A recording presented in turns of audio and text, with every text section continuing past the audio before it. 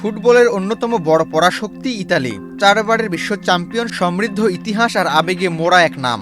বিশ্ব ফুটবলে ইতালির অবস্থান নিয়ে সন্দেহের অবকাশ নেই, কিন্তু পরিসংখ্যান কখনো কখনো অদ্ভুত গল্প বলে।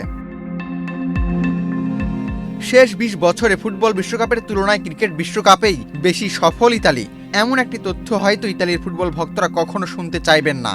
অথচ বাস্তবতা বলছে 2006 বিশ্বকাপের পর থেকে ফুটবল বিশ্বকাপে ইতালির ম্যাচ জয়ের সংখ্যা মাত্র 1টি, আর ক্রিকেট বিশ্বকাপেও সমান 1টি। ফলে রেশিও বিবেচনায় ক্রিকেটকেই এগিয়ে রাখতে হচ্ছে।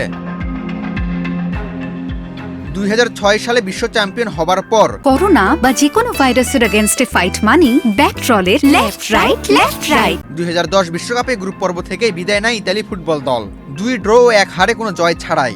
2014 বিশ্বকাপে তারা জিতেছিল কেবল ইংল্যান্ডের বিপক্ষে একটি ম্যাচে, বাকি 2 ম্যাচ হেরে আবারও বিদায়।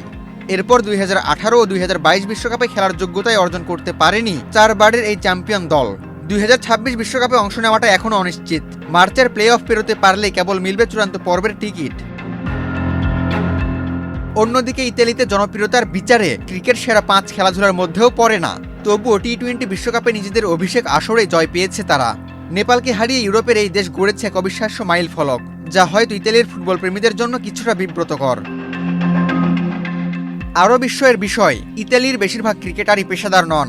ক্রিকেটের পাশাপাশি তাদের করতে হয় অন্য কাজ।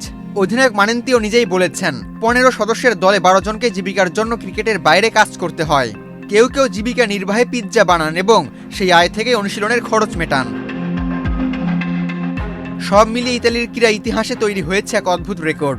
যে দেশে ফুটবল ধর্মের মতো, সেই দেশের বিশ্বকাপ জয়ের হিসেব এখন ক্রিকেটের সঙ্গে সমান। তাও আবার এমন এক ক্রিকেট দল যাদের বেশিরভাগ খেলোয়াড় পেশাদার হিসেবে শুধু ক্রিকেট খেলেন না, কেউ পিৎজা বানান, কেউ অন্য কাজ